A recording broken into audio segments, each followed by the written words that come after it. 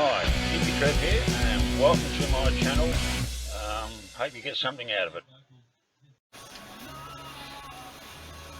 Morning world, Hippy Trev here. Just sort of put a short vid up. It's been a while, so time to put one up. Bit of a shout out, firstly to my mate Roscoe and his son Angus. How you doing? Pretty much my first subscribers on this channel, which is pretty cool, and they do keep a fairly regular check on whatever I put out, which is quite awesome. Also, to my daughter Ra, thanks for my lovely stone Ra in the mail, sent over from Perth. I love this beautiful colour. It's of course purple, our favourite colour. So thanks Ra for that. Now the other thing on my mind at the moment is I've got 1 week to go.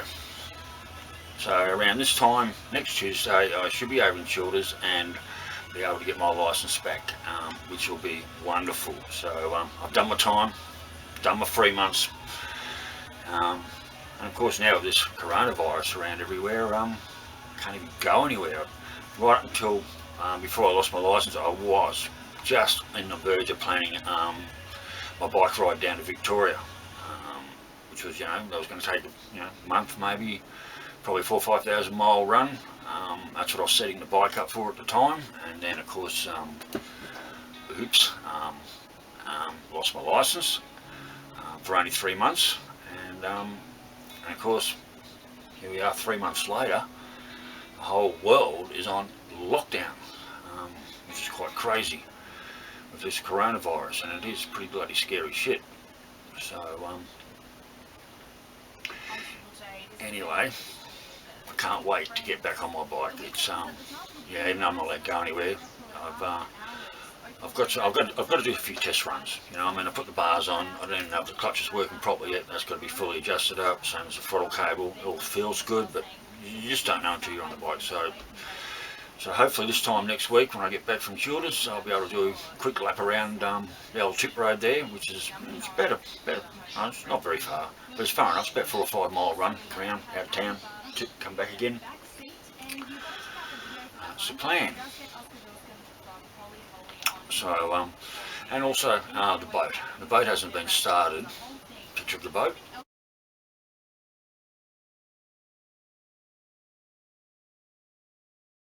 The boat hasn't been started for over 3 months, and these old girls, they just don't like sitting around.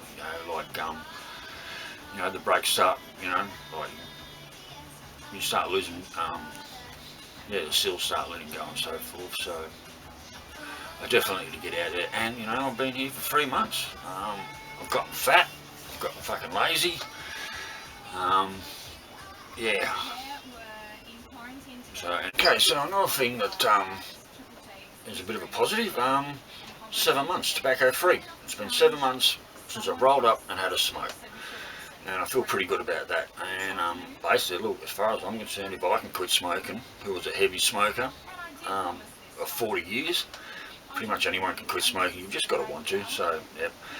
And the other good news that's come out of all this shit, for the last 2 years, I've had these computer scamming companies. They've done something to my computer. Anyway, they got my phone number, and basically for the last 2 years, these bastards have been ringing me every day for 2 years, literally. And I got really cranky with these things because you ring them up and they just want money. That's all they want. They just hassle. And so I've been avoiding the bank.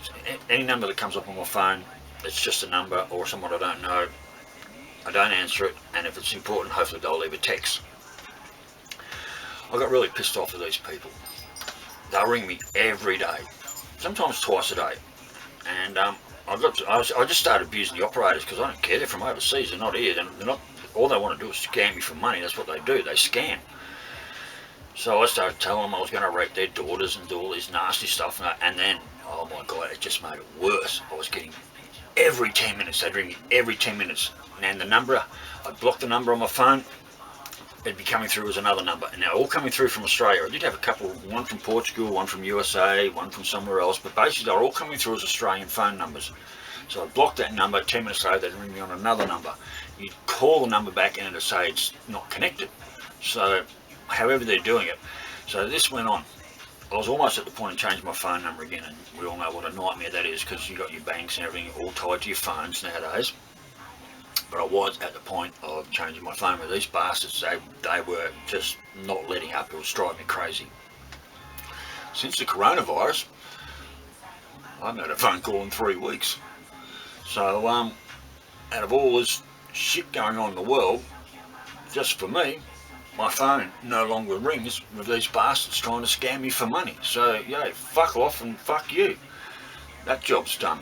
Mind you, when we all come out of this epidemic, I guess that phone will start ringing again. So if any of my friends call me and you're not on my list, or anyone wants to call me and I don't answer the phone, that's why. As long as you leave a text message afterwards, I will get back to you. So but anyway, that's probably the only serious positive to come out of this coronavirus for me, is that those bastards have stopped ringing me, and I've managed to save my phone number. Of course, one of the big ones I really enjoyed, well, thousands of us did, was Danny, $1 Million Bogan, doing his monkey bike ride to Perth and back. My God, I mean, I've done that trip. I've done that trip 8 times now. 7, 8 times I've crossed Melbourne, Perth and back. 3 on the bike with Omar on the tank, and in various other vehicles. I've done that run, Perth to Melbourne and back. It's, you know, it's a bloody wrong one. And him, he gunned on a goddamn monkey bike of all things. I mean, holy shit. I mean, I know Honda are good, but yeah, I mean, I've done it on Honda 4s, and you know, after, you know, it's a long trip. It basically, Perth to Melbourne on a bike for me, because I don't ride at night and so forth, and I had Omar. But basically, it's a 5-day ride. By the time I leave Melbourne and I don't go through Adelaide anymore, I head north up towards up through the back of Crystal Brook and places like that, and come out just south of Port Augusta across. But basically, it's a 5-day ride. And basically, you just get up, you ride all day till dark, you get off the bike, you go to bed, you get up next morning, and you just do that all day, and just stop and fuel up, and that's about all you do. So for Danny to do that, plus he raised $100,000 for men's suicide, which is pretty good. But for him to get on a pissy little monkey bike and ride literally all the way to Perth, he only stayed one night and then rode all the way back again and managed to raise 100 grand. So that was good. I know a couple of American people have been saddle tramps, mate. He's an anonymous biker. I seen him put a few things on there, so he obviously followed the trip across. I'm not sure how many others did, so that was pretty good. So yeah, I'm watching a lot of saddle tramp videos. I haven't watched any anonymous biker USA vids yet, but I probably will. I've been following this other girl called Itchy Boots, who's trying to get out of Peru with her bike, and another one, her 2 wheels, which I've just gotten onto her recently, and she's putting out some pretty cool vids as well. So yeah, I'm just trying to get my channel up and running. I know this is a pretty crappy video at the moment, but I'm just trying to put something out there. It's not like we can actually go anywhere. And like I said, for me, I've got 7 days, or 6.5 days to wait. I actually get my license back, which means apart from I'm not allowed to go anywhere, I can actually legally not allowed to go anywhere. But I will be jumping my bike and at least doing a wrap around the thing, and just, you know, see how them handlebars feel. And I also want to see, you know, make sure the clutch is adjusted properly and everything, because, you know, at some stage, this is all going to be over at some stage. And yeah, I will be doing a big, I'm looking for my next big bike ride, which will probably be down to Victoria. But also, we're coming into winter now, and there's no way I'm going to be riding down to Victoria in winter. I've done too many winters in Vic. I know how cold it gets. I ain't doing it. I'm too fucking old for that shit to be riding.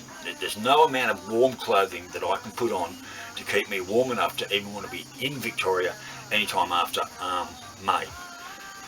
So, and this is the last roll of the dice. We're into April now. You know, we're still hitting 30s up here pretty much most days in the beginning, which is pretty good. But the nights are cold, so which means, you know, the cold bits. I already see down in Victoria, it's already like, you know, they're only getting 16 in Melbourne. Tops of 16, pissing down rain. Not happening. And the other trip I wanted to do, which is a big one, I want to get back over to Perth. And well, as I said 4 weeks ago, when everyone scoffed at me, I'm not getting on a plane to anywhere at the moment.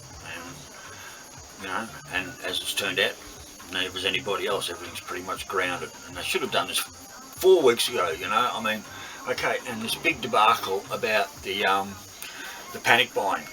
Well, the supermarket owners are the ones responsible for that. They could have stopped all that at the checkout they allowed their checkout girls to let these customers go through fully loaded. Now, any smart person could have seen that, walk down onto the supermarket floor and said, right, you with the 2 trolley loads of toilet paper, go and take it back. They could have done that. They could have stopped this panic buying and bullshit 4 weeks ago by just, you know, 1, being a bit smarter, and 2, having the balls up and say, no, you're not fucking going out the supermarket with all them toilet rolls. You're not taking, you know, all that food off the shelf. The supermarket managers and owners could have stopped that at the checkout, but they didn't, because what did they see? They just saw all the cash rolling in. Look at all this product going out. They didn't think they'd have a hard job trying to replace it, but well, look what happened. The shelves are empty.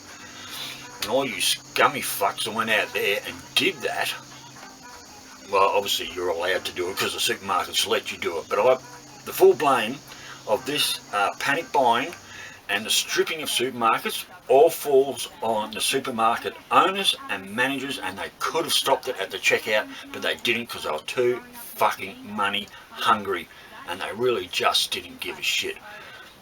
You know, I mean, they're still turning over money. People are going in their supermarkets, even though the shelves are empty. Whatever product they get in there, it's out the door the next day, so, you know, they're turning over their dollars.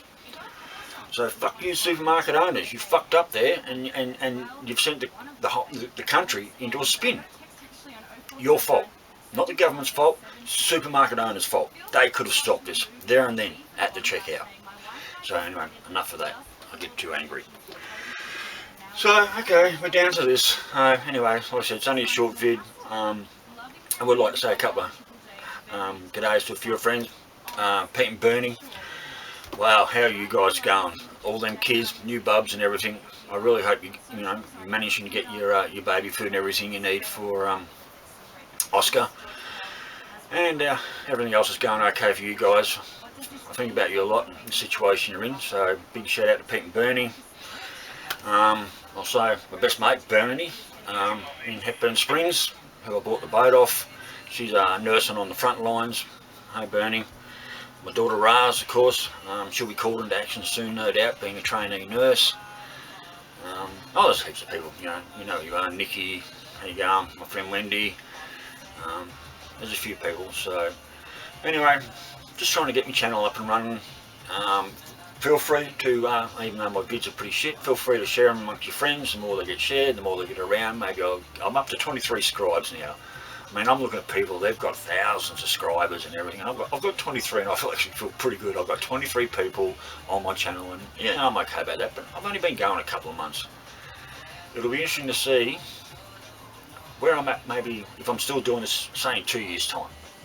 So in 2 years time from today, I will be wondering where I'll be, and hopefully I'm on my bike somewhere around the country, maybe riding into the Northern Territory or somewhere where I haven't done that ride yet. So but anyway, okay, that's the end of the vid. I know it's not a very good one, but like I said, I just want to try and get something out there. So a big g'day to everyone, hi worlds, and keep your knees in the breeze. Cheers.